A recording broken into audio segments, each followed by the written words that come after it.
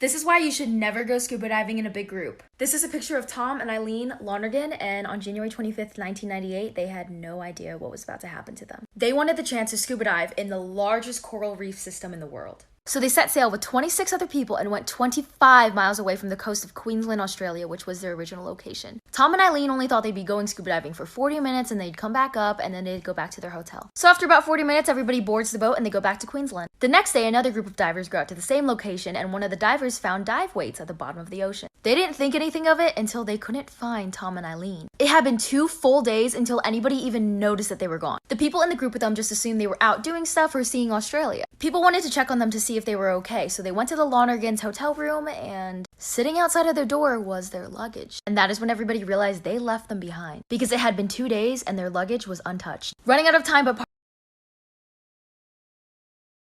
have y'all heard about the David Dobrik situation? No? Well then let me catch you up on it. This is solely for educational purposes, no hate to anyone involved. What's your Instagram handle? By the way, this is a complicated one. Let's head back to 2017 when the Vlog Squad was doing prank videos. This was back in David Dobrik's old apartment, so it was a while ago. But the prank was being held against Seth, who believed he would be kissing Corinna under a scary face mask.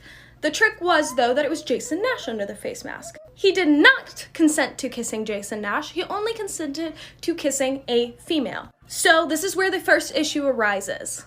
For a good 30 to 40 seconds, he was forced to make out with Jason Nash and thought it was a woman. The Vlog Squad also knew that back home, gay men were not accepted. So they knew that there was a good chance he was going to be very uncomfortable with this and that it could cause issues in his future. However, they played the prank on him and he was uncomfortable, but Seth didn't say anything. Let's jump. Be careful what you put in your body. In 2014, a couple returned to their home to find it trashed in baffling ways. There was lotion all over the door handles, all of their shoes had had their soles ripped off of them, and someone had dumped an entire can of paint all over the toilet. Despite the obvious break-in, the police come and can't find any evidence of theft, so they leave thinking the couple's not in danger anymore. That night, the couple hears scratching underneath their bed and what sounds like a crying animal. Not wanting to find out what it was, they leave and call the cops, who come right back and start investigating the house, and they make a startling discovery in their bedroom. Wedged underneath the couple's bed was this 90-pound tiny little woman carrying a huge butcher's knife and a hypodermic needle. As they're taking this crazy lady away in handcuffs, one of the officers comes over to the couple and is like, so she was high on meth, and for at least 2 hours, she had been burrowing a hole in the underside of your mattress with that knife to get to you. One time I was behind the register at Victoria's Secret. This customer walks in and immediately everybody spots her as a red flag. She's just picking up items, throwing them in her bag, not looking at sizes, not looking at colors. So everybody's like, Everyone's on their walkie like, watch this customer. She's coming to the fitting room. She's headed to the cash wrap. Somebody get her. Check her ID. Get her. Get her. She has a bag full of stuff. And guess who gets her at the register? Me. So she comes to my register and she dumps out her stuff and we're having a regular conversation. Hi, how are you? Yada, yada, yada. Her total comes up to probably between $700 to $900. It was expensive. My manager is at the register next to me talking to me on the walkie. Ashley, make sure you get that ID. Don't matter what she's using, make sure you get that ID. So I ask her for the ID because she's paying credit. Why do you need to ask for my ID?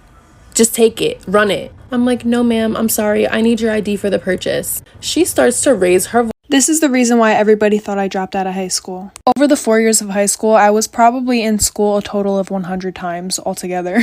And this wasn't because I was lazy. I mean, partially. But it was mostly because I had really bad stomach problems. So I always had these doctor's appointments. I was always missing school because my stomach hurt. So then my junior year, since my attendance was really, really bad, they decided to put me on home instruction. This means that teachers would come to my house for about 2 hours a day, 3 days a week. And my teachers had to bring with them these time slips. For example, saying that they saw me from 9 a.m. to 11 a.m. And when I was a minor, my dad had to sign it. And when they hand in those time slips, those are the hours they're getting paid for. So I had this one teacher. She was my history teacher, but we would literally just gossip the entire time. She was mad chill. Sometimes, though, she would cancel on me, and sometimes I would cancel on her. But this was my senior year, So I was 18. So I was able to sign the time slips. So I saw her once a month when I was supposed to see her 4 times a month. So every time she came, I signed 4 time slips. I got the credit, she got the check. I'm not sure if you guys are aware of this, but every single piercing that I have on my body, except for my first earring hole, I've pierced myself. The ones on my ears, I legit used a pin that belonged to my mom's great-grandmother.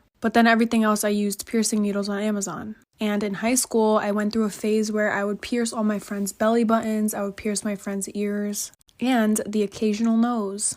Ears and belly buttons were no big deal to me because I did a lot of those in high school. But when it came to noses, I only really did myself and like maybe a few other people. So when people asked me, can you pierce my nose, I would kind of feel a little bit uncomfortable, but you know what? I was still getting paid, so I was like, all right.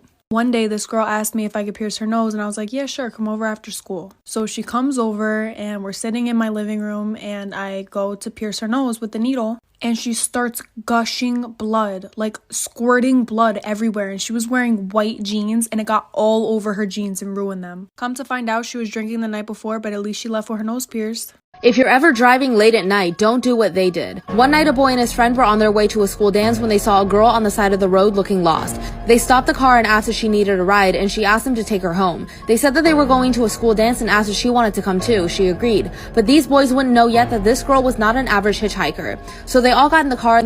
My future mother-in-law is the absolute worst person I've ever met in my life. I'm 30 years old and my boyfriend is 31, and we've been together for 8 months. He's the sweetest and most caring man I've ever met in my life, but the biggest surprise is when I met his mother. I'm a natural redhead, so when we sat down for dinner, she asked me if my parents had the same color hair. And then she proceeds to ask me, does the carpet match the drapes? I looked over to my boyfriend, who seemed equally as shocked, but he didn't say anything. And when I didn't respond back, she said, don't worry, I'll ask my son about it later. She then went on to attack my appearance and said my hair was too curly and I really needed to learn how to run a brush through my hair and think about my appearance more when I'm out with her son. And when I lost my appetite, she told me it was a good thing that I'm watching what I eat because it would be a shame if I got any bigger. This was my first meeting with this woman, and as soon as I got into my car, I burst into tears until I got home. I told my boyfriend I needed some time. He went into apology overload, and this started by sending me flowers to my office every day and leaving me messages. He said he spoke with his mom and promised this would never happen again. With this reassurance, I decided to give it another chance. Part 2 about the girl who was obsessed with me. So like I said, she basically told me that those were her nudes, even though I took the pictures and I knew they were mine. But I was like, okay, whatever, I'm not going to argue with her. Well, then I get a text from my boyfriend, and he goes, what the fuck, you're so weird, why would you send me somebody else's nudes? And I'm just sitting there like, what the fuck? And I tried to explain to him that I had no fucking clue why this girl was saying they were hers. But then he said that I was weird as fuck and he broke up with me. So like a week later, I see them walking around school together. And my friends tell me that they're now dating. And I really wasn't that mad about it. I was like, okay, maybe that's the only way that she could think of to get a boyfriend. Well, I forgot that my Instagram was logged in on his phone because he had super bad trust issues and wanted to make sure I wasn't cheating on him. So I text him and I'm like, hey, can you take my Instagram off your phone? And I saw that he read my text message, but I got no response. Well, a week later, you guys are never gonna guess what fucking happened. Story time about how I found out that my boyfriend was trying to get with another girl on Valentine's Day. Okay, there's a lot that goes into this story time, so let me break it down for you real quick. I was a sophomore and my boyfriend and I had been dating for about 4 months now. And he was a junior. Well, there was this girl that he was for some reason obsessed with in his Spanish class. She was a freshman, and I know you're probably thinking, oh, well, how did you know he was obsessed with her? Well, he would Snapchat this girl 24/7. Even his friends told me he was obsessed with her. So I talked to him, and I told him I was uncomfortable with how much he was talking to this girl. And he said, oh, okay, I'm sorry, I'll block her. Now, I didn't ask him to do that, but it made me feel more confident in how he felt about me. Well, Valentine's Day comes around. And we didn't talk all day until he came to pick me up. I wished him a happy Valentine's Day and got left undelivered. So we get to the restaurants and we decide to put our phones at the end of the table so that way we would be more focused on each other. Well, he goes to the bathroom and then I see this name pop up on his phone. Like for part 2. Extremely toxic best friend story time. So when I was in 8th grade, there was this boy. And this boy would go around telling almost every girl that he liked her. And I was one of those girls. And he would do stuff with all of us. And there were like 11 of us. So we all hated each other. Especially this one girl, and we're gonna call her Abby. And every time we saw each other, we would be super mean to each other. Well, a year passed, we stopped talking to this kid. And I bumped into her at homecoming and basically apologized. So after that, we became best friends.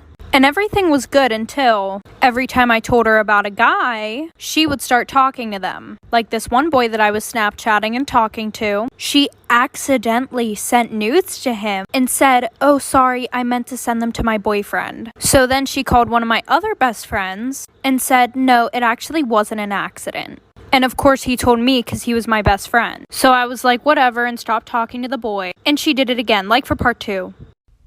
A little girl made me cry last night. So the coffee shop that I work at also has ice cream. And so this lady had brought in her granddaughter to get ice cream. This little girl's probably about 4 or 5 years old. And she asked for ice cream with sprinkles. And so I absolutely loaded it with sprinkles because she's a kid and I have a heart. And the entire time this girl's eating her ice cream, she just keeps glancing at me. And right before they're about to leave, the grandmother brings her up and says, "Okay, tell her what you wanted to tell her." The little girl looks up at me and goes, "I think you're a princess." And the grandmother goes, "Tell her why you think that." And the little girl looks up at me and goes, "Because you remind me of sunshine."